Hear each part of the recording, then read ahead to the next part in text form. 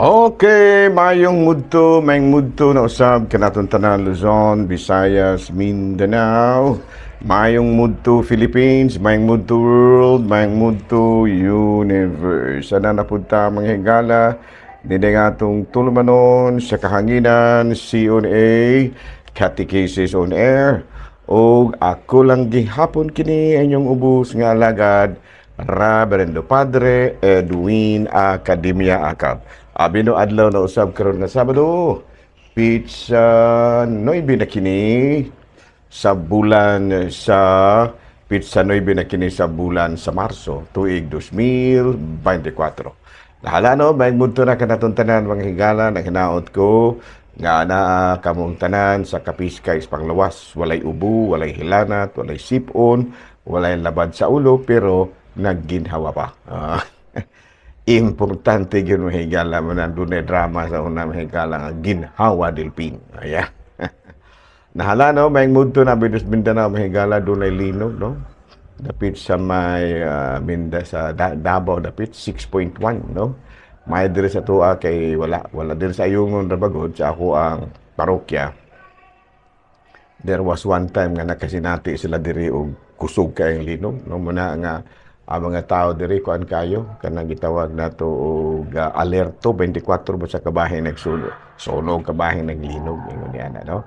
So ampo lagi ta manghigala no nga walay mga kalamidad nga atong masugatan no.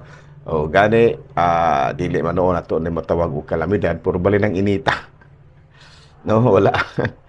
Walay problema magigala sa kainit sa adlaw maglaba ka dali kay muuga kay gwapo magayong kainit sa adlaw problema lang kay baling kalasad kuryente kay hapit tibuok adlaw nga sigig andar ang kining gitawag tog air conditioning ba o kining gitawag nga tog ventilador. Nahala no sige ra okay ra. Ning kamot ra gid ta mahigala tagaan tag may lawas Ginoo bisan pa kung medyo dunay gamay problema kabahin sa tuang kapanahonan. Kumusta naman kanong puding? Ay okay na ko pa dahil wala na yung problema. Mo ba ang nakatumar na nimo imuhang mga maintenance? Ay okay na pa dahil sige na yung kong katumar og maintenance. Ang iyong mga resita ay sige na gihapon tag tumar pa dahil kay may discount pa dahil kay kuan man ta kining senior citizens. Bitaw no kay dunay mga discount karon ang ato ang mga senior citizens no. Dagko kayo mahigala og discount karon ng ato mga senior citizens. Ako senior na po mahigala kay 65 na ba ako July 26. Gulang-gulang ta na mahigala no pero sige ra. Ang importante may raglawas. Di ba Mr. Cheng? Yo tinong ka na father no, bahala pag daron okay ra basta lawas dato okay ra no makanakaw-lakaw paghihapon ta, makakita paghihapon ta. Very good no. Makikita paghihapon ta og mga talan-awon nga mo'y makadala ka nato ngadto ding harian sa langit. Yeah. Sa kining gitawag nato og mga inspiring kaayo mahigala nga mga mensahe o mga panghitabo nga may makahatag usab ka nato og inspirasyon para maning kamot pagid ta nga makasulod tag langit. Ano ari kita manghigala sa ato ang CBCP News balitang simbahan ining kamudtuon. Ikaupat nga Pilipinhon nga obispo na ordenahan dito sa US. Siya mao si Bishop Efren Esmilia. Siya ang nahimong auxiliary bishop sa Philadelphia, USA. Balita manghigala gikan sa Vatican, Pope Francis nagkanayon ngadto sa mga bata.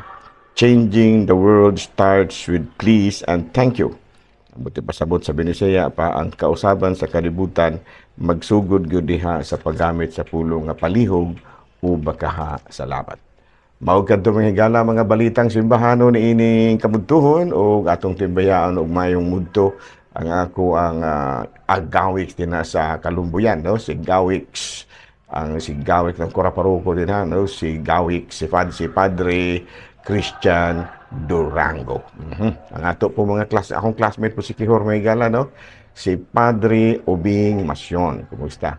Ato pong mga amigong mga kapari. Of course, ang ato ang kanhi rektor namo no nga mao po'y usa sa mga nidawat kanamo kaniadto sa dihang misulod mi seminaryo si Monsignor Larry Katubig. Hapit ng birthday ni Monsignor Larry.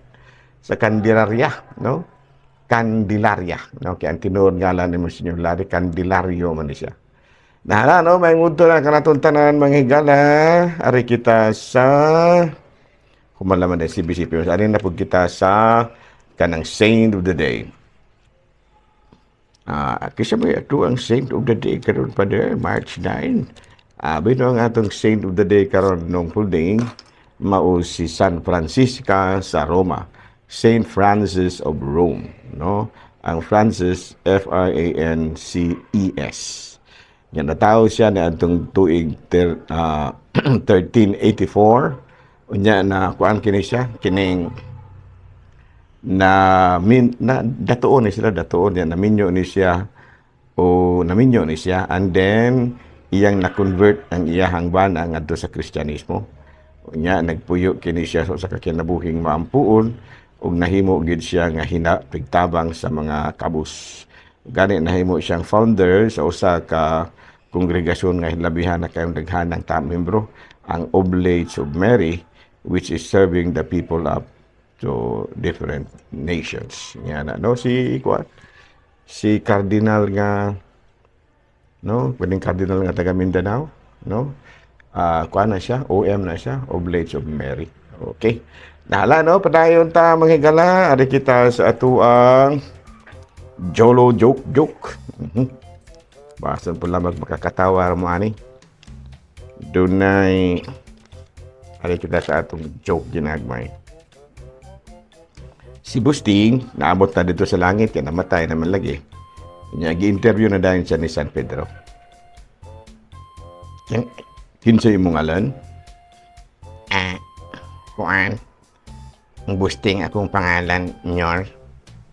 Saban mo ganahan kang musulod og langit? Ganahan unta, Nyor.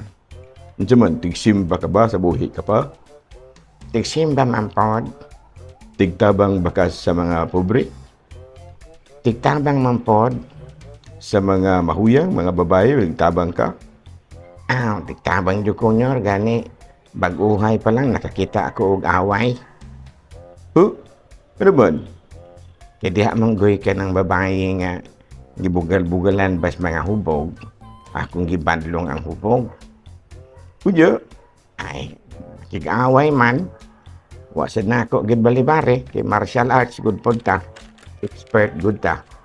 O diya, ay, nangamaatay gud. Diha gud namatay sa panag-away namo. Nagkapatay di ka? Dili sila may namatay, Nyor. Ako mo'y namatay. Tabangan man ko. Ingo ka martial arts ka? Martial arts man po sila, Nyor. Yadagan sila mo nang ni ako ron. Mo ba? Joke ba yun? Joke talaga ito, Nyor. Wa nilain. Pasudlon lang ikaw kay magtiaw nabukbukan dahin taon ka. Hinampog para po ka ng martial arts expert ka. Ay, martial arts expert man po sila, Nyor. At sige, sunod na dire. Tigtabang mo pagkidi ay. Thank you, Nyor. Joke ba yun? Joke na daw ito. May lain. Okay. Padayon ta mga galas sa ato ang mga buhat tuno ni ini kabudton. Binuari na ta mga galas sa ato ang mga katekisis. Unang pangutana.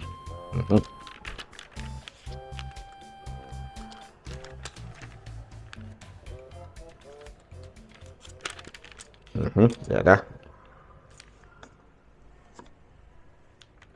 Kanang muluhod ta atubangan sa mga santos, dili ba na pagsimba sa mga Diyos?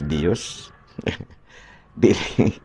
No, mga pangutana dali. Ang pagluhod atubangan sa mga imahe sa mga santos, dili ba na sa pagsimba og mga Diyos? Ang tubag niya na dili. Magdepende ra na siya kung ano siya nasa mong kasing-kasing. Kaya doon na magutay tulo ka paagi sa pagyukbo. No? Doon na gitawag og latria, nga mawang giingon og worship, pagsimbag yun, doon na po tayo hyperdulia, o pagyukbo, pagtahod, o pagbinerate. No? Kanabitang veneration ba? Nga kana siya para na sa mahal na birhen. Nga doon na po tayo dulya, nga kanabitang pagsimba, pagyukbo, ngadto sa mga kining imahe sa mga santos. So yung real sa ito pa, ang gipasabot diri nga kanang Dios kana bang buta nga gipaka-Dios nimo? Wala man ta nagsimbag yung Dios kay ang doon naman tay kanang gitawag na to og kategory sa atong pagampo niya. Kanang ato ang pagyukbo ngadto sa mga imahe nga mahal nga birhen ug sa kining dili man na siya dili man na pagsimba Dios kay wala nato man nagipaka-Dios. Ug bisan kanang na mga imahe sa Santo Cristo amo sa nato nagipaka-Dios. Ang atong gipaka-Dios mao gyud mismo ang giimuan sa kining imahe. Nahala no, so klaro na ha, dili na pagsimba sa mga Dios ang atong pagpasidungog sa mga kining santos. Okay, ari kita sa lain nga pangutana.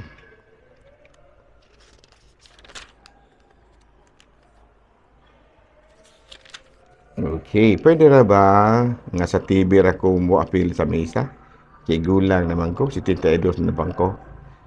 Depende na siya.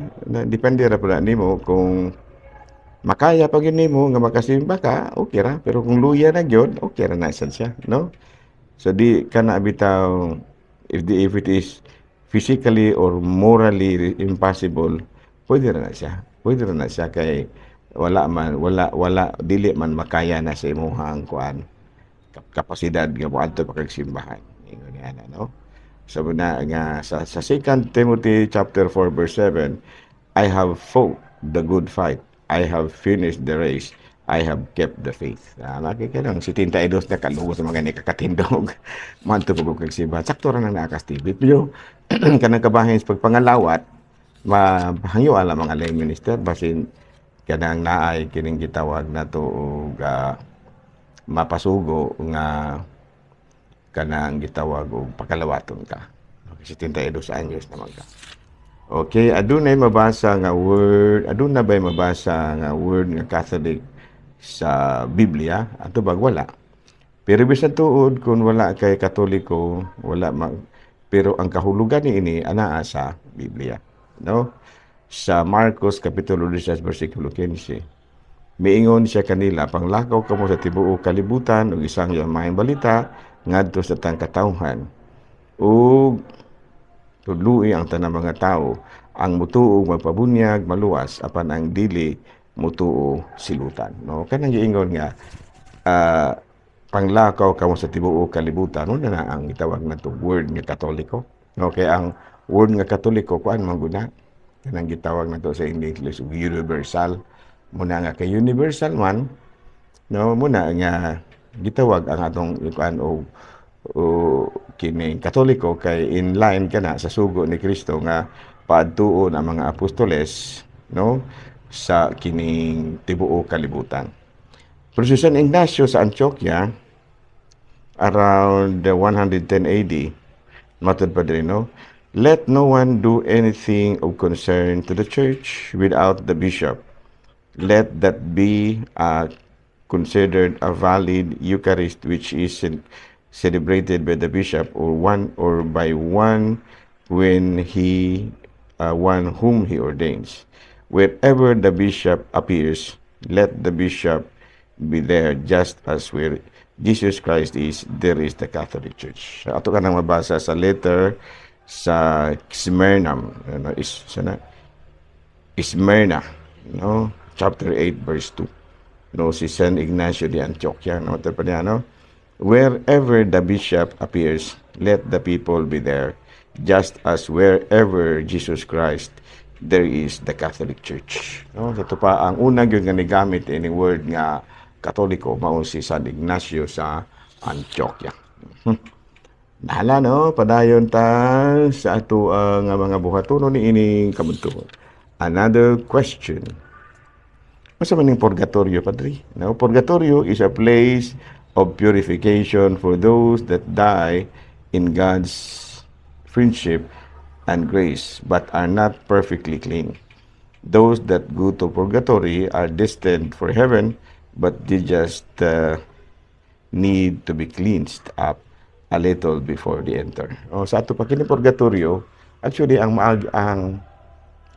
naa din ha para na gina sa langit ng mga tawhana kanang naas purgatorio destined na gina sila sa langit. Pero tungod kay dili man lagi hinlo pa jud ang ilahang kalag, do na pagigamay nga hinluanan muna nga niagi ginuna sila sa purgatorio. Pero kanang taga purgatorio, balangit gina siya madugay kay kanang purgatorio mo manay lugar nga diin limpyuhan ang mga gitawag nato buling sa atong mga sala. No, klaro ba? Nalano din na lang una kita kutob. Ako lang gihapon kini yung ubos nga alagad Reverendo Father Edwin AA.